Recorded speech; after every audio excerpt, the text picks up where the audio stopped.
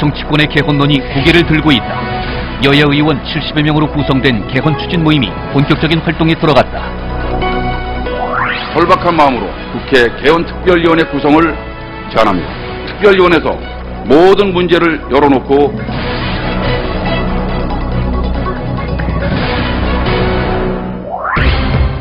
여야가 2월 임시국회에서 개헌특위 구성을 촉구하는 등 새 정부 출범 초기에 개헌론에 불을 지피겠다는 입장이다.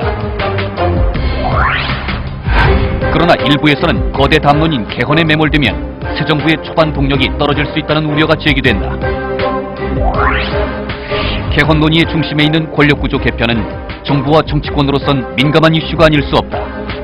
현행 대통령 중심제의 틀을 어떻게 바꾸느냐에 따라 여야와 정파 간 이해관계가 복잡하게 엇갈리기 때문이다. 정권 출범되면 어김없이 등장한 개헌론. 정치권을 뒤흔들 폭풍이 될지 또다시 찻잔 속의 태풍에 그칠지. 개헌론의 현실화 여부에 귀추가 주목되는데 개헌을 둘러싼 쟁점을 토요 국회 토론에서 사각도로 진단한다.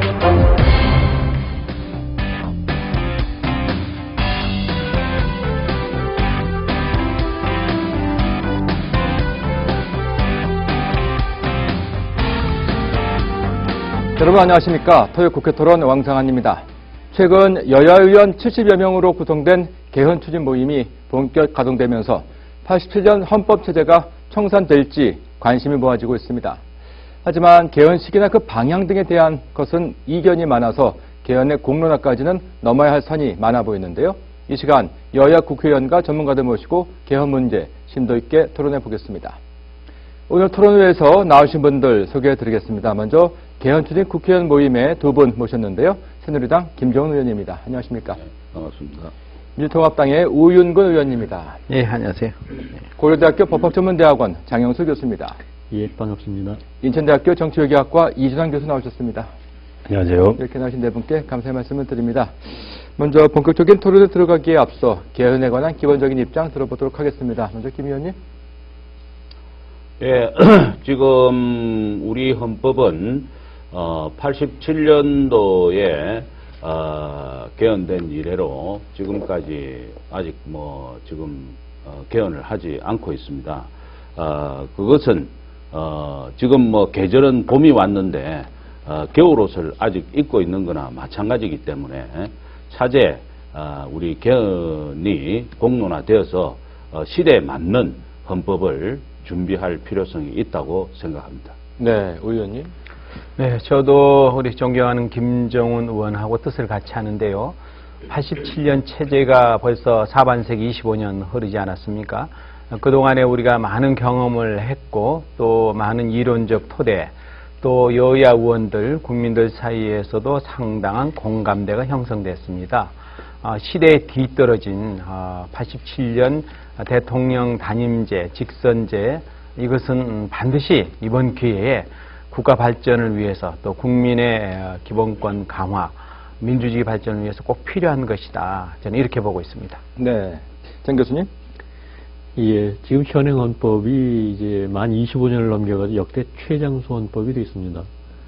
이 역대 최장수 헌법이라고 하는 것은 그만큼 지지가 많았다라는 얘기도 되지만 또 오랜 기간 동안에 이제 현실이 바뀜에 따라서 헌법이 바뀌어야 될 부분들도 적지 않다. 이렇게 이제 얘기를 할 수 있고 그것 때문에 이제 개헌의 필요성에는 저도 공감을 합니다. 다만 이제 개헌과 관련해 가지고 어떤 내용을 갖다 개정할 것인지에 대한 이견의 차이 이걸 갖다 이제 좁히는 것이 필요할 거고 또 다른 한편으로서는 이제 국민적인 합의를 어떻게 도출해내느냐 이 개헌의 절차와 과정에 대해서도 과거의 헌법과는 다른 신중함이 필요할 것이라고 생각합니다. 예, 이 교수님. 예, 첫 번째로는 대통령의 권한이 너무 강화되어 있기 때문에 이러한 제왕적인 대통령제, 이 폐단을 좀 고칠 수 있는 방향이 모색되어야 될 거라고 생각하고요. 또 두 번째로는 한국 정치가 지나치게 선거가 많기 때문에 이 벌어지는 여러 가지 비효율성, 그다음에 비생산성 이런 것이 좀 있습니다. 그래서 이 개헌을 하게 되면 이런 문제들을 해결하는 방향으로 좀 전개가 돼야 될 것이라고 생각하고 있습니다. 그 헌법이 헌법이다. 대해서는 많은 분들이 공감을 하고 있는 것 같아요. 개헌이 필요하다는 그 공감성인데. 하지만 그 시기에 대해서 과연 지금이 적기냐, 이건 좀 논란이 있는 것 같아요. 왜냐하면 새 정부가 바로 출범을 했는데 출범을 하자마자 헌법 개정 논의가 적절하냐, 이런 부분인데 이 부분은 어떻게 보십니까? 자, 이렇게, 예. 네, 제가 먼저 말씀을 드리면 지난 한 10여 년 노무현 정부 때도 그랬고요. 또 이명박 정부 때도 개헌이 필요한 것이 아닌가, 집권한 정당의 대통령도 그런 언급을 한 것 아닙니까? 그러나 그것이 집권 중반기 이후로 가면서 또 새로운 유력한 대권 주자가 생기는 그런 상황에서는 도저히 불가능하다.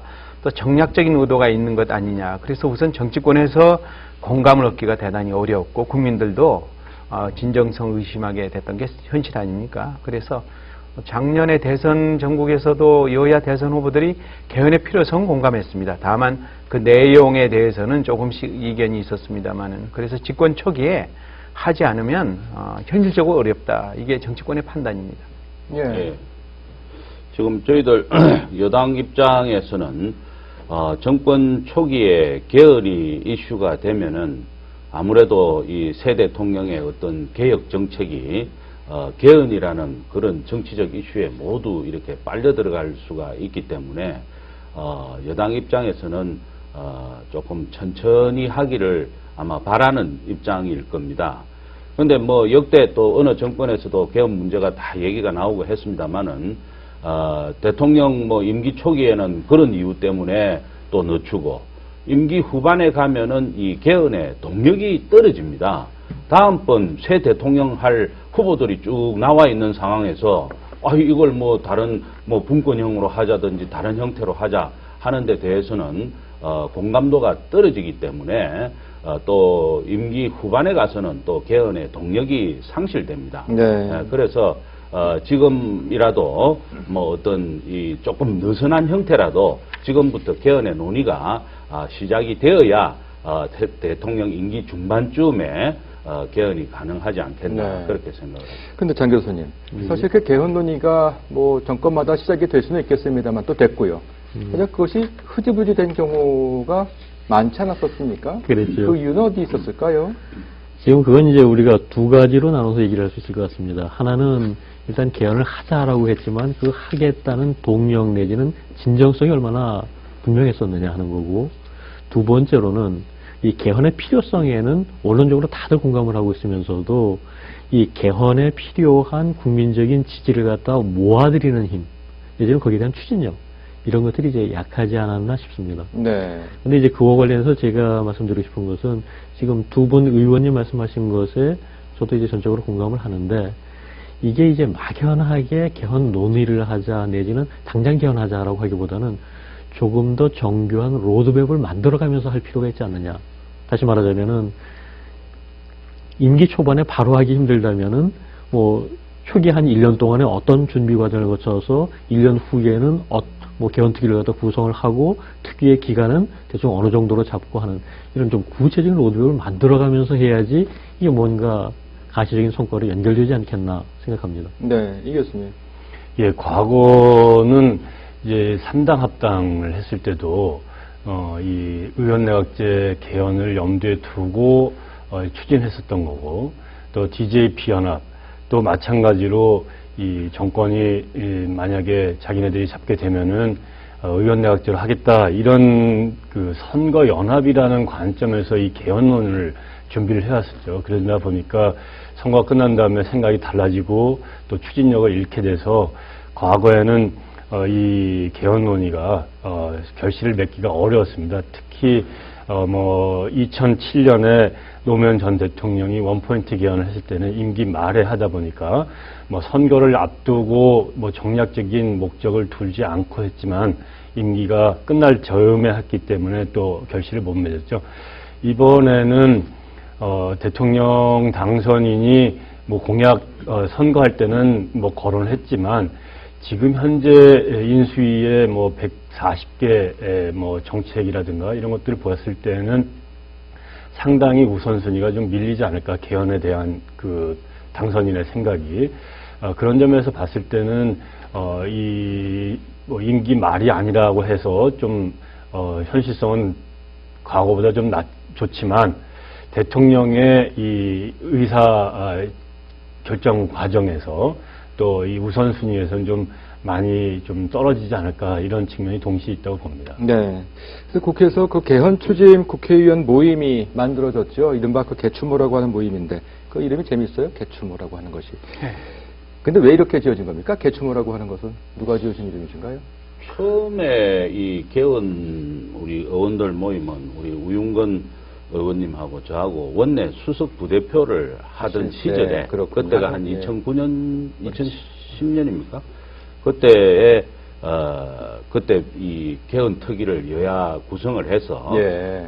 한번 논의를 하자 해가지고 각 그 특위에 여야 간사를 맡아서 하자고 했다가 그때 뭐 여의치 않아서 뭐 만들지는 못했습니다만 그 이후에 또 우리 우윤건 의원님하고 저하고 또 어떤 통합과 상생과 소통을 위한 헌법연구 모임. 네. 그 국회 모임. 권력 구조 때문에 여야가 싸운다. 이것은 경험적 측면에서 보면 여기 나와 계시는 김정은 의원하고 저하고 원내수석 협상 파트너였습니다. 1년 동안.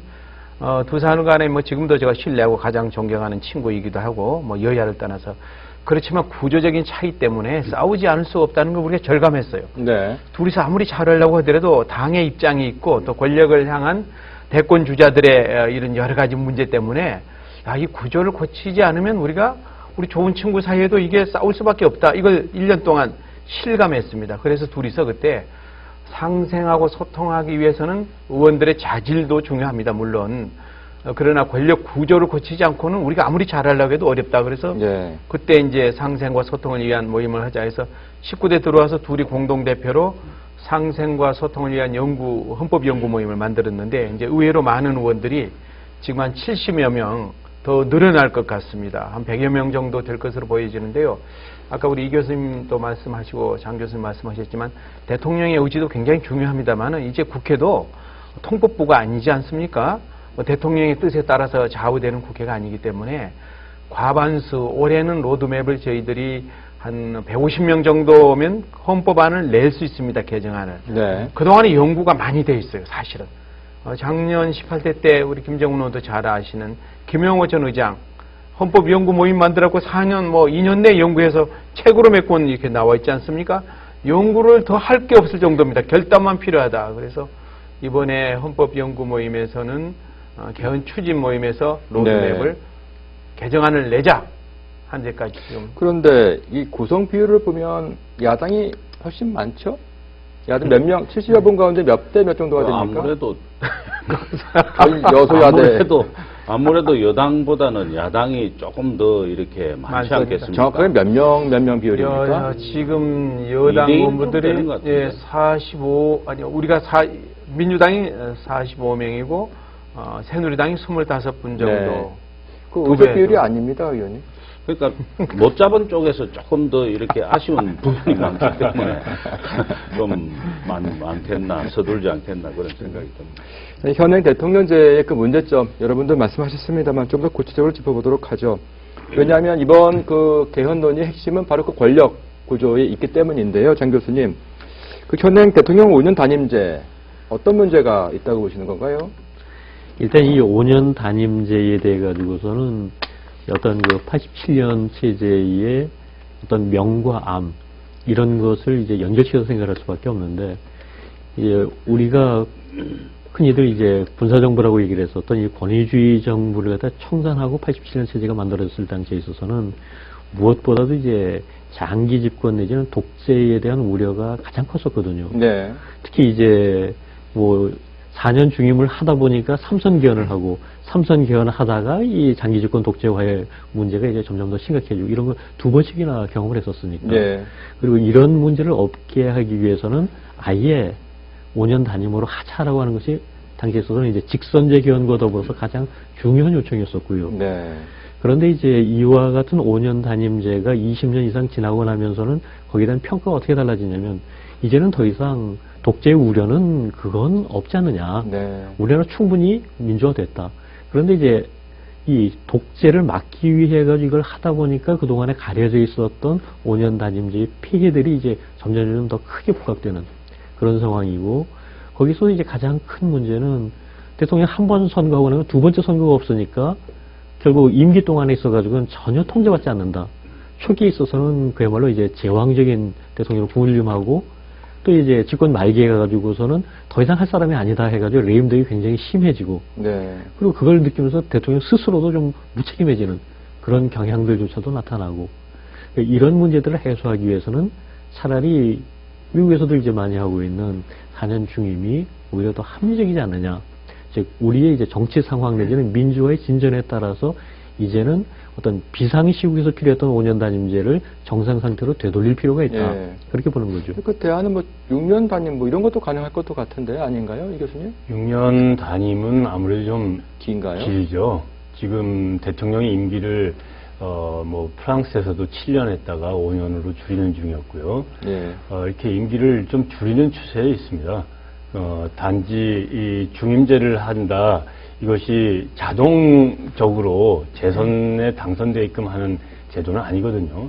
중간에 선거를 할 수 있는 거고, 뭐 무능하거나 부패한 대통령이라면은 언제든지 재선에서 떨어질 수가 있기 때문에 그런 측면에서는 뭐 4년 연임제, 중임제 이것은 뭐 많은 대통령제 국가들에서 사용하고 있는 제도이기 때문에 한국에서도 고려할 수 있는 대안이 되는 거죠. 그래서 그 두 분 의원님께 이제 그 토론을 부탁드리고 싶은 대목이 결국 그 대안이겠죠. 지금 말씀하신 문제점에 동의하시는 것 같으니까요. 일단 그 대안이 결국 의원 내각제, 분권형 대통령제, 4년 중임제 여러 가지 나오고 있는데 혹시 그 부분에 관한 뭐 의견은 모아졌습니까? 아니면 아직 좀 논란이 되고 있습니까? 아마 그 요번에 의원들 발족한 모임도 처음에는 분권형 개헌 의원들 모임 이렇게 이름이 붙었다가 아마 논의 과정에서 뭐 분권형만 할 게 아니라 뭐 4년 중임제라든지 이런 부분도 논의가 돼야 되지 않나 또 다른 부분도 있지 않나 해서 아마 분권형이라는 그 명칭은 빠진 것 같습니다. 그건 뭐 잘 된 것 같고요. 그래서 이제 그 제도마다 이 장단점이 다 있습니다. 4년 중임제는 아까 말씀하신 레임덕이나 이런 걸 또 막을 수도 있지만은 또 우리 광역단체장 선거에서 보듯이 웬만하면 현직이 잘 이렇게 안 뺏깁니다. 그랬을 때 정말 국민들이 저 대통령은 이제 좀 갈아야 되겠다 하는데도 임기가 2번 하게 되면 8년간 하게 됩니다. 또 그런 문제점도 있을 수가 있고 또 분권형 대통령제도 요새 같은 시절에 요새 이 우리 국회법도 개정이 됐기 때문에 지금 이렇게 막 다수결주의로 해가지고 막 그 의안을 강행 처리하고 할 수 있는 이런 분위기가 아닙니다.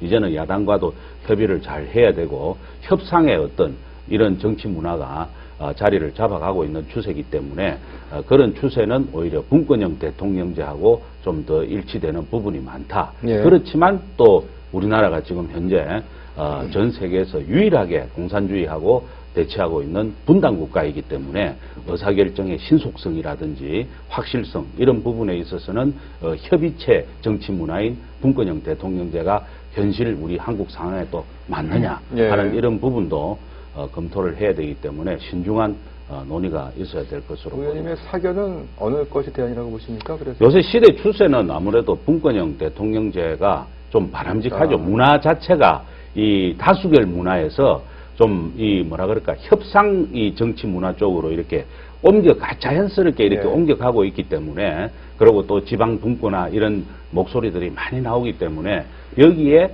어떤 부합하는 우리나라 권력 구조 형태는 분권형 대통령제가 조금 더 가깝지 않나 이렇게 생각이 됩니다. 네, 저도 한 말씀 드리자면 전 뭐 결론부터 말씀드리면 첫 번째는 이 경험적 측면에서 25년간 우리가 대통령 직선제를 해보지 않았습니까? 많은 폐해가 노정됐다. 그건 정치를 많이 한 전직 국회의장이나 다선 의원이 될수록 공감하고 있습니다. 그래서 경험적 측면으로 이것은 대통령제에 문제가 있다. 또 입법례를 제가 한번 뭐 우리 교수님도 계시지만 지난 법사위원장 시절에 용역도 주고 OECD 국가 34개 국가의 권력 구조를 보면 일반적인 일반론에서 답이 나오지 않나 하는데 3만 불이 넘는 국가가 대통령제가 한 3나라 정도라고 해요. 뭐 학자에 따라서는 분류를 다르게 합니다만은 미국, 뭐 스위스, 아랍에미레이트 3만 불 국가, 나머지는 하여튼 대통령이 있든 뭐 어쨌든 국회가 중심이 되는 국회 중심에 운영을 하고 있다. 이런 입법례로 보더라도 저는 대통령제는 미국만이 성공할 수 있는 제도다. 미국은 연방주의의 산물이고 그것은 많은 헌법학자들도 얘기하고 있지 않습니까?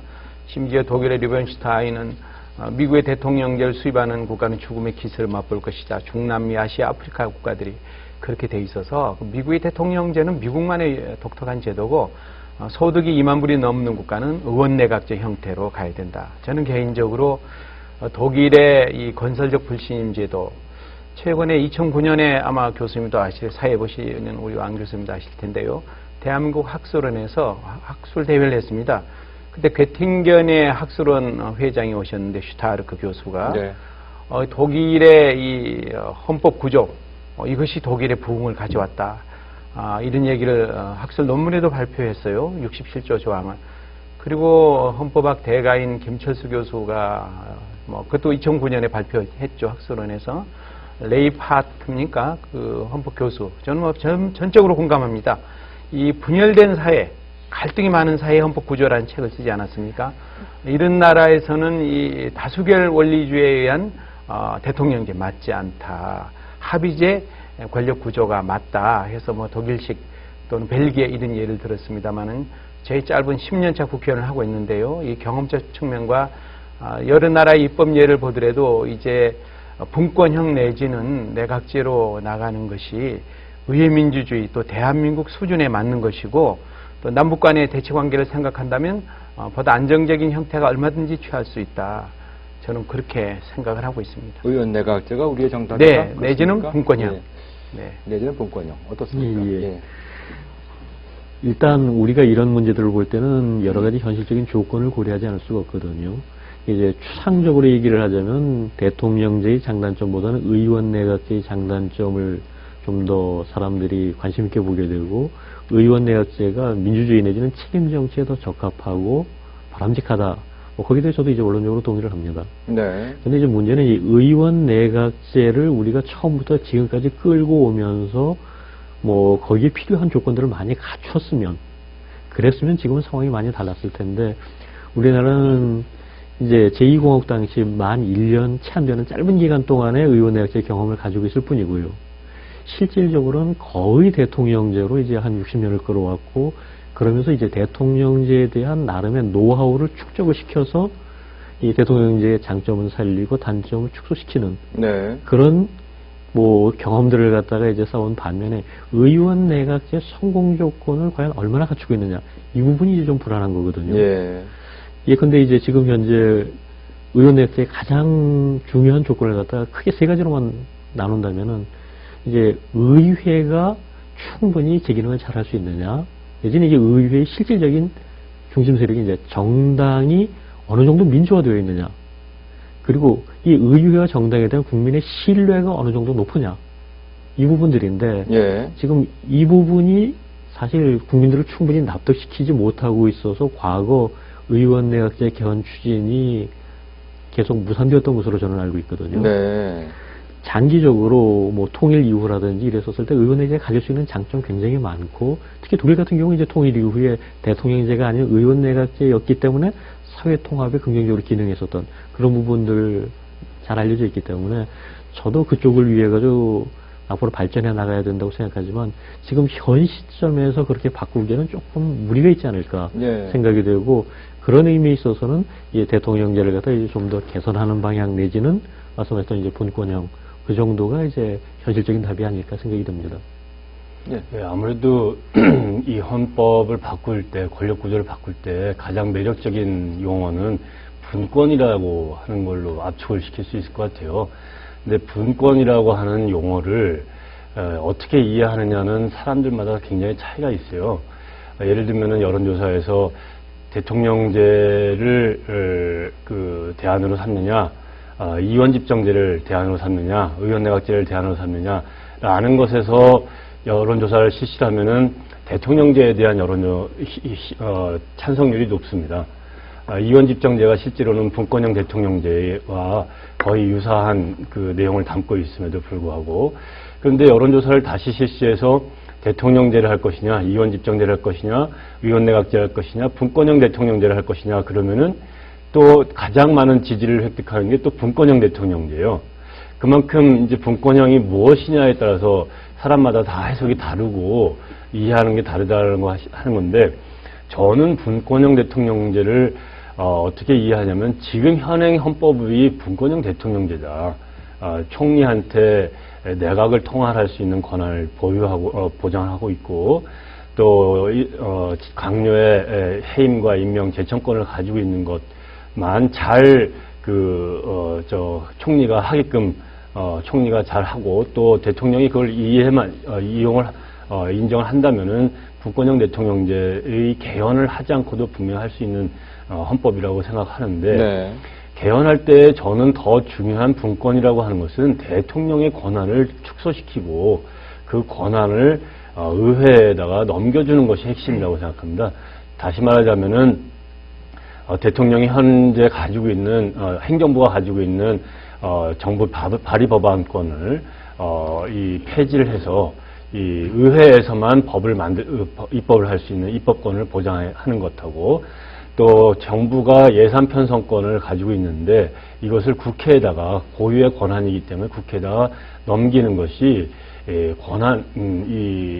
분권형 권한을, 대통령이 가지고 있었던 권한을 의회에다가 넘긴다는 차원에서 분권, 정말 명실상부한 분권형 대통령제라고 생각하고요. 실제로 정치학자들은 전 세계적으로 이 어떠한 정치 제도가 이 경제의 그 발전에 이로운 건가, 또 민주적인 정치 관행에 얼마나 이로운 것인가라고 하는 것을 많이 연구를 했습니다. 네. 그 연구 결과들을 보면은 1945년 제2차 세계대전 이후 2000년대까지 모든 그 정치 체제들을 이 대통령제, 의원내각제, 이원집정제라고 하는 것과, 또 경제적인 업적, 또 정치적인 여러 가지 특성들을 통계적으로 이렇게 보면은 대통령제가 의원내각제에 비해서 별로 이게 영어로 퍼포먼스라고 하는 측면에서는 차이가 없다라고 하는 그런 연구 결과들이 나타나고 있습니다. 네. OECD 30개국을 대상으로 하는 것이 아니라 100개 국가를 넘는 국가들을 통계적으로 이렇게 분석한 결과들이죠. 이런 것들을 봤을 때는 어느 제도가 또 이론적으로 또 경험적으로 우월하다고 할 수는 없는 것 같고요. 이게 우리 한국의 어떤 제도가 돌아왔을 때 잘 작동할 수 있는가라는 측면에서 이 선택을 해야 되는데, 아무래도 분권은 피할 수 없는 과제이고, 예. 분권은 그런 방향이 돼야 될 것이다 생각하고 있습니다. 그 분권의 내용은 어떤 거를 보고 계십니까? 김 의원님께서는? 분권이 이제 이원 집정부제 식으로 가는 분권이라면은 외치, 국방 외교는 대통령이 맡고, 내치는 이제 다수당에서 선출하는, 국회에서 선출하는 총리나 이름이 수상이 될 수도 있겠습니다만은 그런 분이 맡아서 내치 외치로서 이렇게 분안을 나누는 방식이 있고요. 네. 또 방금 교수님께서 얘기한 대로 우리나라 대통령제는 미국 대통령제보다도 훨씬 강력한 대통령제입니다. 미국에는 행정부에 입법 제한권이 없습니다. 예산권도 그렇고요.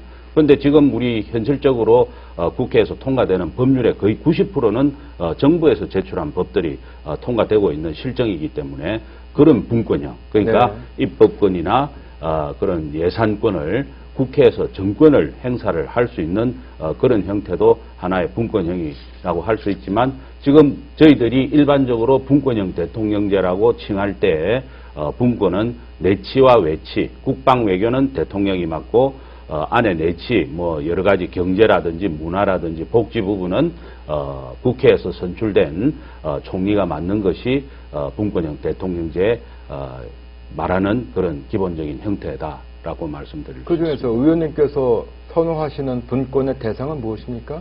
근데 지금 우리가 이제 얘기하는 대상은 일반적으로 지금 내치가 외치가 구분되는 그런 형태의 분권형 대통령제를 지지한다. 말할 수 있습니다. 예, 의원님. 저는 이제 특히 우리 이제 두 교수님들 생각 충분히 경청할 만한데 현실 정치인들하고는 조금은 차이가 있어 보입니다만은 제가 생각하기에는 우리나라의 변화된 환경이 뭔가, 특히 정치 환경 변화가 뭔가, 저는 늘 그 얘기합니다. 요 근자에 대한민국 이제 위대한 지도자가 국민들이다. 이제 위대한 지도 한 사람이 대한민국을 끌고 간다는 건 넌센스다라는 생각합니다. 그 정도로 대한민국은 다양한 분야에서 다양한 욕구가 분출되고 있기 때문에 구조가 굉장히 중요하다. 소통할 수 있는 구조를 만들어 놓지 않고 대통령 한 사람에게 그동안의 남북관계도 있고 뭐 개발도상국가니까 어느 정도 통했습니다마는 위대한 지도자 대통령 한 사람이 국정을 통치하고 한다는 거고 저는 현실에 맞지 않다. 입법례도 저는 상당히 저가 안 하는 드물다고 알고 있습니다. 그래서 그것은 폐기해야 된다. 어떻게 할 것인가. 저는 개인적으로 독일식 분권형 건설적 불신제도, 독일이 원내각제 경험이 별로 없어요. 바이마르 공화국 19년에 해서 13년 동안 20번 정권이 바뀌고 히틀러가 나오고 나서 동서독으로 나눠지고 나서 본 기본법 만들 때 두 가지 착안했다고 합니다. 독재자가 나오는 총통제, 대통령제 사양하겠다. 우리 내각제 한 경험이 없으니까 안정적으로 하자. 그래서 선거는 4년마다 한 번씩 하자. 이래서 뭐 김철수 교수 같은 분은 독일식 원내각제를 수상정부라고 하는데 저는 동의합니다. 국무총리, 소위 수상을 국회에서 뽑아야 된다. 그리고 김정은 의원께서 말씀하신 거하고 큰 차이 없습니다만은 내정에 관한 모든 권한은 국회에서 뽑은 총리가 국회 책임을 지고 하는 것이고, 그러나 남북관계 또 우리나라의 오랜 전통 또 국민들의 여러 가지 감정이나 정서를 생각하면 대통령은 뽑되 국가의 원수로서 국군 통수권, 외교에 관한 권한, 뭐 소위 이제 국방과 외교에 관한 권한 정도는 우리나라 특성상 또 국민들의 감정이 대통령 최고 지도자를 우리 손으로 뽑고자 하는 열망, 이건 무시할 수 없기 때문에 네. 그런 정도에서 분권형 정도면 가능하지 않겠는가 생각합니다. 그 히틀러가 독일에서 탄생했을 때의 독일의 정치 제도는 이원 집정제였습니다. 예.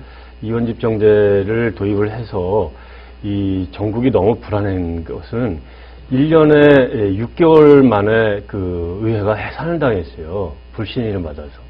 그러니까 1년에 해산당하느라고 해산당한 다음에 선거를 하느라고 두세 달 보내고, 정부를 구성한다고 두세 달 보내고, 또 정부를 구성했더니 또 불신임 받아가지고 선거 몇 달 만에 다시 들어가고, 너무나 정치가 불안정하다 보니까 히틀러라고 하는 정치인이 등장해가지고 큰 문제까지도 발생했는데, 제2차 세계대전이 끝난 다음에 독일은 이런 문제들을 극복하는 한 방안으로 의원내각제를 도입을 했습니다. 네. 의원내각제를 도입했어도 독일에서 의회가 해산당하는 그 정부 불신임 받는 사례가 많았기 때문에 이것을 그 조금이나마 방지를 하는 차원에서 건설적 불신임제를 도입을 했죠.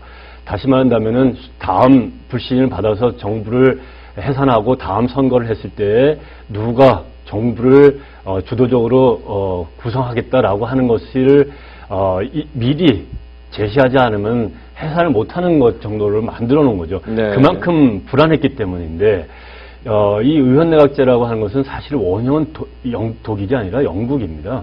영국에서 1200년대서부터 600년, 700년가량 이 왕당판이, 의회판이 왕의 권한을 줄여나가는 과정을 겪으면서 현재의 의원내각제가 되어 있는데, 이 의원내각제를 하다 보니까 영국에서도 입법부가 행정부하고 그 일체가 돼 있어요. 네. 다수당이 행정부를 구성하게 돼 있기 때문에 한정당이 거의 정해진 임기 동안에 맡아서 운영을 해나가는 거죠. 그러니까 권한이 분산이 되는 것이 아니라 오히려 한쪽으로 한 정당이 다 가지게 되는 일이 생기는 건데, 이 분권형 또는 이원 집정제를 얘기를 할 때는 이 외치와 내치를 상당히 나눠서 할 수 있는 아주 중요하고 아주 재미있으면서도 운영의 묘가 잘 발휘될 수 있는 제도로 얘기를 할 수 있습니다.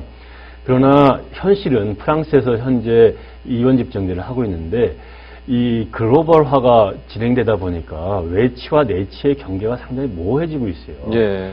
이 무역이 국가의 경제 문제이기도 하지만 국가 간의 관계 문제이지 않습니까? 시장이 통합되고 있기 때문에 이것을 딱 잘라서 이걸 총리가 해야 된다, 대통령이 해야 된다, 이게 구분하기가 어려워지는 것이죠. 이 이원집정제를 가장 대표적으로 실시하고 있는 프랑스를 사례를 들고 있는데, 이 프랑스만 해도 과거 10년 동안 사르코지가 대통령 했을 때는 강력한 대통령제와 같은 형식으로 되고 있었고요. 지금도 올랑드가 대통령을 하고 있을 때 이 총리가 같은 당이기 때문에 그나마 원활하게 돼 있지만, 프랑스도 이원집정제를 하는 국가 동안에 동거 정부를 한 좌파 수상과 우파 대통령이 있었던 때에는 전국이 마비가 많이 되어 있었기 때문에 이러한 사례들도 잘 이렇게 감안을 해서 생각해야 될 거라고 생각합니다. 독일하고 프랑스 제도 제가 뭐 잘 모릅니다만 몇 차례 다녀왔습니다. 또 지난 한 17대, 18대 때 헌법연구에 실제로 가서 의원들하고 토론도 했는데요. 독일은 이제 불안정해서 건설적 불침제도 도중에 한 게 아니라 처음부터 본 기본법 만들 때부터 안정적인 제도로 도입된 겁니다. 그래서 내가 불신임은 1983년도에 슈미트 수상 때 한번 코어를 해서 한번 했고, 나머지 다 7년 이상 재임하죠. 독일의 수상이 그러나 독재자라는 평가는 한 번도 없었던 것으로 알고, 본기본법 만들 때부터 바이마르 공화국의 그 불안정한 요소를 배제하기 위해서 이제 67조 또 정당 5% 해산제도 이런 걸 뒀고요. 프랑스는 제가 교과서에 배운 거하고 완전히 다르다는 걸 느꼈어요. 실제로 프랑스 수차례 가서 프랑스는 보니까 대통령제입니다. 완벽한 총리의 권한이 이렇게 독일이나 이리처럼 되어 있지 않아요. 네. 좌우 동거 정부만 그냥 총리를 대통령에 임명하되 다수당에 임명만 하지 권한이 별로 없다. 그래서 프랑스의 많은 의원들 또 겸임을 하고 있습니다. 시장을 많은 독특한 제도인데, 뭐 법률 제도도 프랑스는 독특한 행정국가 형태인데, 제가 왜 대통령제가 이 독재로 흐르지 않느냐고 물었어요. 프랑스의 헌법학회장이 프랑스는 전 세계에서 유일한 혁명국가다. 혁명 정신으로 통치되기 때문에 다른 나라가 흉내 낼 수 없다. 이렇게 아주 극단적인 말씀을 하신 거 보고 제가 깜짝 놀랐는데, 그래서 다른 나라에서 프랑스 제도 흉내 내지 말아라 하는 걸 했는데, 프랑스는 이원집정제는 교과서에서는 그렇게 얘기하지만 실제로 대통령이 모든 권한을 쥐고 있고, 총리가 이 분권형 제도 독일이나 이런 나라처럼 오스트리아처럼 총리가 국회를 완전히 장악하고 내정을 하질 않습니다. 네. 대통령이 다 권한을 갖고 있어서 총리는 대통령 팔소매를 붙들고 있다, 이런 표현을 쓰더라고 프랑스의 어떤 정치가가. 그래서 이거는 분권형 국가가 아니다. 그래서 분권형의 내용은 교수님께서 말씀하신 것처럼 다양합니다.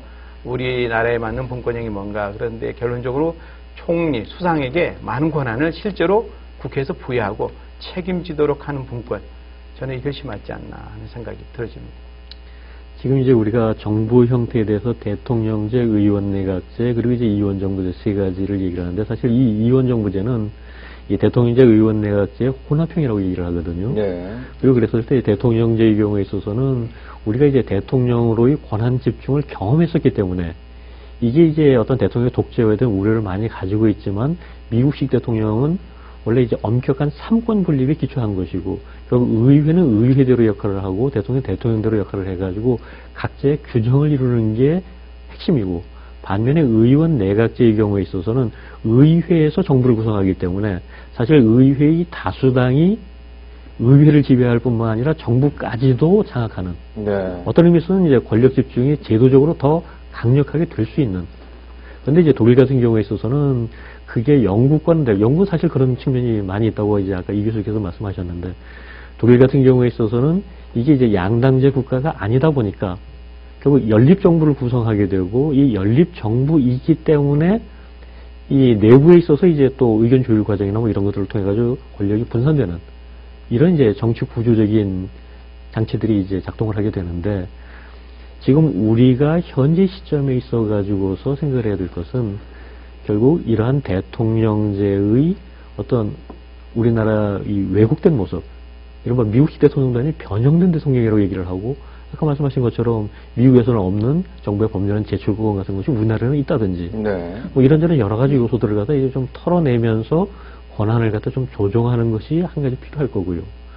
그리고 이제 또 한 가지는 이 분권형 대통령제하고 상당히 많은 혼란을 이야기하고 있는 것 중에 하나가 이제 이른바 책임 총리 문제거든요.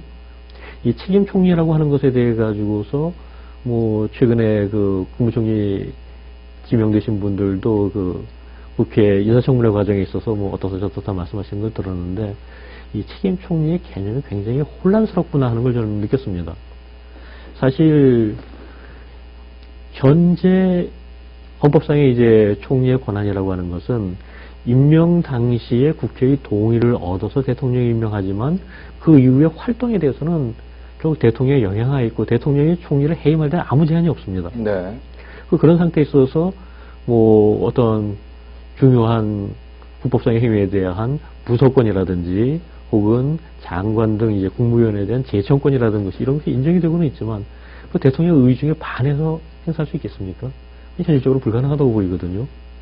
그렇다면은 지금 이래 놓고선 대통령이 허용하는 범위 내에서만 뭐 권한을 행사해라.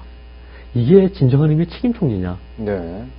오히려 진정한 의미의 책임 총리가 되려면 아까 이제 우 의원님께서 말씀하신 것처럼 오히려 국회에서 총리를 임명하든지 아니면은 적어도 국회 동의 없이는 총리를 해임하지 못하도록까지 해가지고서 총리가 대통령과 구별되는 독자적인 권한을 가지고 대통령의 지시에 따라서 움직이는 것이 아니라 대통령과 대립각을 세워가면서까지 일을 처리할 수 있도록 네. 이렇게 만들어줘야 되는데 이게 현행헌법화에서는 불가능하거든요.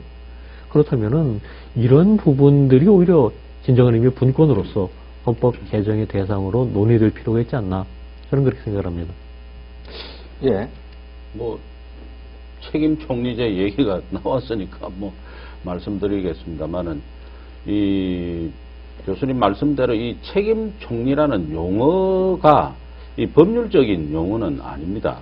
그럼 뭐 책임 총리가 뭐냐 하면은 총리가 책임지고 뭐 인사권이라든지 정책 결정을 하고 또 거기에 따른 책임을 자기가 진다 하는 그런 뜻 같기는 합니다만은 지금 현재 우리 헌법의 총리 조항을 보면 국무총리는 뭐 대통령을 보좌하며 대통령의 명을 받아서 행정각부를 통할한다 이렇게 되어 있습니다. 네. 대통령의 명을 받아서 통할하게 되어 있습니다.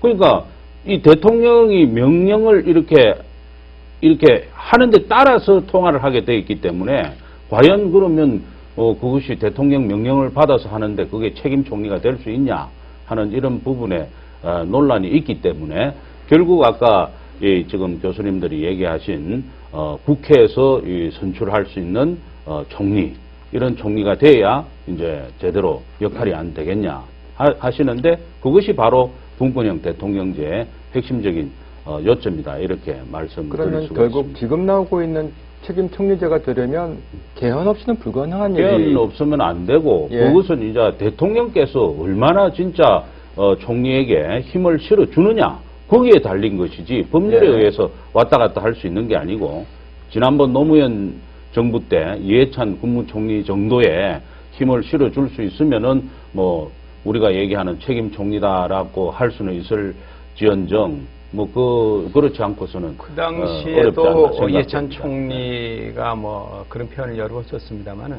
역대 총리 중에 가장 권한이 셌다고들 얘기하지 않습니까? 그러나 본질적으로는 생사여탈권을 대통령이 쥐고 있기 그렇죠. 때문에 아무런 역할을 할 수 없었다. 그런 점에서는 역할이 별로 없었다 하는 걸 실토한 바가 있고요. 현행 헌법이나 법률에도 그 이상의 권한이 없기 때문에 강요 제청권 그게 아마 유일하게 하나 돼 있는 건데요. 그러나 그것도 뭐 현실적으로는 거의 불가능하고 권력의 속성상 1인에게 집중된 권력 거기에 대항할 수 있는 이런 기대 가능성은 별로 없다. 그래서 책임 총리는 정치적 수사에 불과하고 이번에 총리 후보께서 책임 총리가 뭐냐고 물었더니 대통령을 바르게 모시는 것이다. 뭐 그 헌법에 나와 있는 말 그대로 예.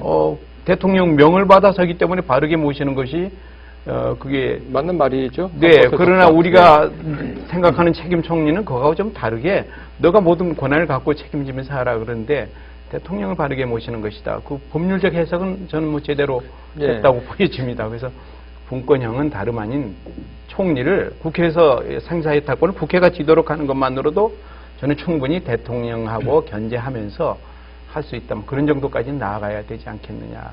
그 역시 개헌이 필요한 대목이겠죠. 근데 개헌한 이유 중에 가장 큰 것 중에 하나라고 보여집니다. 네. 그런데 만약에 국회에서 그렇게 총리를 뽑고 결국 다수당이 뽑게 되는 결과가 나오겠죠. 네, 우리 야당 입장에서는 불리한 점도 있는데 그럼에도 불구하고 저희들이 주장하는 것은 대통령제는 1인에게 권력이 집중되기 때문에 소통이 불가능하다. 이 우리 경험적 측면에서 제도적 측면도 대통령이 국회 나와서 이야기하는 경우가 거의 뭐 연설하고 2년에 한 번 가고 국회 지도자들 밥 먹는 게 이게 소통이 아닙니다. 저 경험상 여당도 제가 4년 하고 야당도 해봤습니다만은 소통할 수 없는 구조입니다. 그런데 다수당이 설사 총리가 되더라도 그건 정권을 행사하기 어려울 겁니다. 국회와 소통하지 않고 권력을 행사한다는 건 불가능하기 때문에 그나마 네. 다수결주의에 의해서 한다면 국회에서 뽑아라. 아니, 그래서 드리고 싶은 질문이 만약에 책임 총리제가 개헌으로 만들어지고 그래서 국회에서 다수당이 뽑게 되고 만약에 국민이 직접 뽑은 대통령은 또 다른 당에서 나오게 된다면 이 두 분 간의 역할이 과연 원만하게 흘러갈 수 있을까 또 싶은데 전문가들 보시기에 그게 어떠세요? 이제 프랑스식 이원 정부제에 가까운 그런 모양이 되는 거죠. 예. 그랬었을 땐 거기서도 당연히 장점과 단점이 있습니다. 지금 이제 계속 얘기됐던 장점은 이제 어떤 분권의 효과 내지는 어떤 권력 집중을 갖다 분산시킴으로 인해 가지고 민주화를 갖다 이제 강화시키는 그런 부분이고, 그리고 그랬었을 때 이제 단점으로서는 만약에 이제 양자간에 마찰이 생겼을 때 뭐 그게 어떤 국정의 효율성을 떨어뜨리지 않느냐 이런 부분들인데, 그런 부분들과 관해서 이제 두 가지로 말씀을 드릴 수 있는 게, 하나는 어차피 어떤 제도든지 운영에 따라서 장점이 있으면 거기 상하는 단점이 있을 수밖에 없지 않느냐. 거꾸로 뒤집어서 효율성을 강화하다가 독재화되는 것보다 낫지 않느냐. 이렇게 얘기할 수 있는 것이고, 두 번째로는 그래도 이러한 단점을 그냥 놔두기보다는 이제 최소화시켜야 되니까 이 충돌이 있었을 때 이거를 갖다 이제 조율할 수 있는 장치를 마련해야 되지 않느냐. 예. 그리고 그것과 관련해 가지고서 이제 최근에 있어서는 그렇다면은 이제 국회하고 뭐 국회에서 뽑은 이제 총리하고 이쪽이 한쪽이 되고 이제 대통령이 한쪽이 돼가지고 충돌했었을 때 이걸 갖다 조율할 수 있는, 그게 이제 사법부가 되거나 이러기는 곤란할 테니까 예. 뭐 어떤 양원제 같은 것을 상원에서 조율을 하게 한다든지 하는 대안들도 모색되고 있는 것으로 알고 있습니다. 그 점에 관해서는 이제 프랑스 제도를 제가 깊이 있게 연구한 것은 아니지만 프랑스는 그렇게 명확하지가 않습니다. 대통령 국가라고 얘기합니다. 가서 다 물어보면 대통령 국가하고 총리는 그냥 형식상이기 때문에 이 진정한 의미에서 분권 이건 아니라고 보여지고요.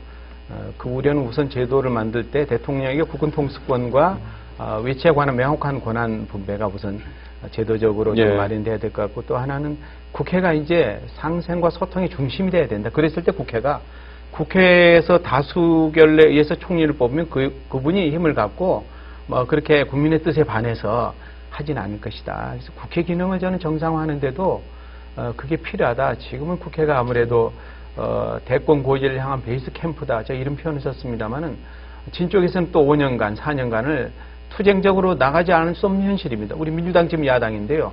이번에 대통령에서 한번 졌다고 전부 다 죄인처럼 이렇게 하는 이 권력에 뺏겼다. 우리 전쟁에서 졌다. 이런 정도까지 가는 이 현실. 이 직시해야 된다. 또 멘붕이 오지 않습니까? 네. 48%는 다 멘붕이 돼서 어떻게 해결할 수 있는 방법이 극한 투쟁이 아니면 없다. 이것을 바로잡기 위해서는 국회에서 지도자를 뽑으면 그런 건 없을 겁니다. 야당도 동의했기 때문에. 없을까요? 좀 적어지겠죠. 저는 이제 네. 우 의원님께서 말씀하시는 부분에 대해서 찬성하지만 국회에서 총리를 선출하는 것으로 과거와 좀 달라질 수 있을 테지만, 과연 지금 대통령의 권한이 의회에서 견제를 안 받고 있기 때문에, 의회를 무시를 하고 있기 때문에 대통령이 제왕적으로 가는 거거든요. 거기에서 총리를 국회에서 뽑아줬다라고, 그리고 임기를 보장하게끔 하고 해임시킬 때 국회의 동의가 없으면 안 되게끔 한다고 해서 대통령이 국회를 존중하게 될 것이냐, 저는 거기에서는 좀 부족함이 많을 거라고 봅니다. 지금은 대통령이 국회에 말을 안 듣거나 뭐 동의를 안 받아도 법을 만들기 자유롭게 법을 제안할 수 있는 거고, 공무원들이 좋은 법을 만들면은 국회에서 통과율이 높은 것이기 때문에 국회의원들 도와달라 하지 않아도 되기 때문에 이 경실하는 거고요. 예산권도 자기가 만들어서 편성해서 제출하면은 수정률이 뭐 거의 0%예요. 정부가 예산을 200몇 조에 되는 예산을 국회에 제출만 하면은 거의 고쳐지는 것 없이 통과가 되거든요. 네. 그러니까 국회의원들 눈치 안 보고 뭐 비판해도 그래 알았어 그거 쳐다보지도 않고, 동의를 구하는 것도 없고 양해를 구하는 것도 없고 이러다 보니까 대통령이 독주를 하게끔 되는 거죠. 거기에 총리를 하나 자리를 만들어 놓는다고 해도 저는 큰 차이는 없을 것이다. 따라서 이 권력을 분산하고 이 국회의 권능과 위신을 세우는 방법은 예. 국회에게 입법권과 예산권을 맡기게끔 하는 거예요. 예. 그리고 정부는 그것을 손대지 않게 한다라면은 어떤 법을 만들기 위해서도 대통령이 밥 먹게 사진 찍어주게 좀 만납시다. 예. 도와주십시오. 또 예산을 따야 되니까 어느 의원님 이 부분은 국민들을 이 먹여 살리기 위해서 중요한 예산 항목이니까 대통령이라도 좀 만나서 좀 도와주십시오 할 수밖에 없게 된다는 네. 거죠. 그런 측면에서 분권은 그 방향이 맞다고 봅니다. 분권형을 이제 뭐 그런 형태 분권형이든 저런 형태 분권형이든 분권형 대통령제로 개헌이 되어야 실질적인 총리의 권한이 확보가 된다 이런 예. 말씀이시고 지금 저희들이 이제 개헌이 되지 않은 상황에서 이제 책임 총리제를 한다 할 예. 때는 지금도 우리 헌법이 이 의원내각제적 요소를 이렇게 가미를 많이 하고 있습니다. 예. 하고 있기 때문에 지금 뭐 국무총리의 권한으로서 국무위원들 그 재청권이 있고 또 해임 건의권이 있습니다. 그래서 그런 내각제적인 요소가 들어 있기 때문에 책임 총리 그야말로 인사라든지 정책 결정에 책임을 질 수 있는 책임 총리를 할 수 있는 헌법적 근거는 있습니다만 네. 역시 대통령께서 얼마나 그 총리에게 그런 권한을 주느냐 예. 하는데 거기에 관건이 달려있다. 자, 그 그렇게 권력 보입니다. 구조에 관한 논의는 이 정도로 하고요. 그 개헌 논의와 관련해서 감사원의 그 위치, 이것을 국회에 이관하는 것이 옳겠다라는 주장이 나오고 있는데 이 부분은 어떻게 보세요? 예, 뭐 잠깐 좀 부탁드릴까요? 예. 예. 지금 방금 말씀하신 것하고 이제 연결되는 문제인데 실질적으로 국회가 이제 예산권을 확보한다 하더라도 그 예산을 갖다가 실질적으로 편성하고 컨트롤할 수 있는 인력이 있어야 되지 않습니까? 예. 뭐 그러기 위해서라도 지금 현재 이제 예산 정책처만 가지고서는 안 되니까 감사원에 이제 인력을 갖다가 보강하는 것이 필요하다. 뭐 이런 식의 이제 의견들도 들은 적이 예. 있습니다. 근데 이제 가만 보면요. 이 감사원의 국회의원 문제는 이제 오래전부터 이게 되기는 했는데 또 다른 한편으로서는 그랬었을 때 이 감사원의 독립성, 정책 네. 중립성 이런 것이 확보될 수 있겠느냐. 여기에 대한 우려도 적지 않은 것 같거든요. 그러니까 이제 지금 외국의 사례들을 보면은 우리가 이제 모델로 삼을 만한 이제 선진국들, 뭐 영국이나 미국이나 독일이나 프랑스나 이런 나라들 보면은 크게 두 가지로 나눠집니다. 영국이나 미국 같은 경우에 있어서는 의회 소속으로 되어 있고 독일이나 프랑스 같은 경우에 있어서는 의회 소속도 아니고 정부 소속도 아닌 독립기관으로 네. 아예 우리나라 이제 선관위처럼 그렇게 이제 독립기관으로 되어 있는데 지금 우리가 이제 국회로 이관할 경우에 있어서는 국회 정책 영향력을 배제할 수 있는 제도적 장치가 마련되어야 될 거고 예. 그게 안 된다면 차라리 독립기관을 하는 게 낫다. 저는 그렇게 예. 생각을 합니다. 저는 거기에서 이제 아무래도 국회 기본 기능이 대정부 견제권이기 때문에 네. 특히 이제 예산 부분에 있어서 예산 편성은 정부에서 올라와서 이제 국회에서 예산 편성을 하게 되고 결산 심사도 합니다만은 이 결산 심사가 굉장히 좀 뭐라 그럴까 이 정보 부재 이런 탓으로 인해서 좀 부실한 측면이 많습니다. 예. 그래서 감사원을 적어도 회계감사 뭐 감사원이 가지고 있는 게 직무감사권, 회계감사권이 있습니다만은 뭐 직무감사권은 뭐 대통령 소속으로 한다 하더라도 예. 회계감사의 기능만큼은 국회에 두어서 정말로 이 우리나라 예산이 제대로 쓰여지고 잘 집행이 되는지 국회에서 감시를 할 수 있는 게 필요하다고 보고요. 그리고 이제 감사원의 그 독립성 문제가 무엇보다도 중요한데 그 독립성 문제는 이제 제도적인 보완을 하면은 충분히 저는 확보가 될 수 있다고 생각을 합니다. 네. 뭐 여야에서 또 국회에서 감사 요구를 의결을 한다 하더라도 감사 개시 여부는 국회에 소속된 감사원에서 독자적으로 그걸 판단을 한다든지 예. 하는 그런 뭐 감사원장의 임기나 임명 방식에 대해서 네. 독립성을 보장해 준다든지 하면은 자. 가능하기 때문에 회계감사 기능만큼은 국회에 예. 좀 오는 것이 좋지 않나 생각됩니다. 정리해야 될 시점에 왔기 때문에요. 네 분께 그 기본권 논의가 상대적으로 부족하다 이런 지적이 있으니까 그것까지 포함을 해서 또 앞으로의 그 개헌 절차와 관련된 것으로 네 분께 정리 말씀 부탁드리겠습니다. 먼저 이 교수님께 부탁드릴까요? 예, 지금 사실은 헌법을 번져나가는 세상의 환경에 맞게끔 고치려고 그러다면 전화번호부 한 권으로도 못하고요. 이런 그 현실적으로 해결할 문제만 뭐 원포인트건 몇 가지로 응축을 해서 이번에는 개헌을 하고 뭐 헌법재판소도 있으니까 해석해야 될 부분으로 남겨놓는 것이 오히려 좀 낫지 않은가. 예. 기본권 문제까지 끄집어내고 여러 가지를 하다 보면은 개헌은 더 어려질 거라고 생각합니다. 예, 장 교수님. 예. 일단 이 개헌 문제에 있어서는 과거에 있어서는 어떤 뭐 문사 쿠데타에 의해 가지고 헌법이 만들어지기도 하고 또 그걸 갖다 뒤집는 뭐 4.19 혁명이나 6월 항쟁에 의해서 만들어지기도 하고 네. 그러다 보니까 이제 급속하게 만들어졌는데 지금은 이제 상황이 다르다. 신중한 절차 그리고 이제 민주화 이후에 달라진 국민들의 기대 수준 이런 것들을 감안해서 상당히 시간과 노력을 투자해서 개헌을 할 생각을 해야지 몇 달 만에 네. 할 생각을 해서는 안 된다. 요 점을 먼저 말씀드리면서 그리고 그런 것을 전제했었을 때 예, 박근혜 당선인께서도 이 국회에서의 개헌 논의에 소극적으로 끌려가기보다는 좀 더 적극적으로 나서서 개헌 정국에 있어서 주도자가 되는 편이 낫지 않을까. 네. 그런 제안을 좀 드리고 싶습니다. 예, 우 의원님. 네, 개헌은 우리 경험상으로도 이제 충분히 할 때가 됐다. 우선은 중요한 것은 개인의 이해관계, 또 정파적 이해관계를 넘어서야 된다고 생각합니다. 무엇보다도 접근하는 방법이 진정성을 갖고 진지하게 논의해야 국민들을 공감하고 또 여야가 타협할 수 있을 것이다 라는 점이 가장 중요하고요. 네. 구체적인 내용에 대해서는 여야가 기득권을 다 내려야 된다. 또 국민들에게 진지하게 또 진실하게 절실하게 호소하는 노력, 이것이 헌법 개헌의 알파요 오메가다. 네. 그래서 어떤 방향으로 될지는 뭐 저도 자신이 없습니다만은 그러나 중요한 것은 권력 구조, 제왕적 대통령 권력 구조. 우리가 뭐 바로 얼마 전에도 목도하고 있는 겁니다. 물러난 권력이 어떻게 했는지 사유하고 인사권을 전형하고 한 것들, 이건 제도의 문제가 있다. 자질의 문제도 있지만 함께 검토해야 할 것이다 생각합니다. 예, 김 의원님. 예.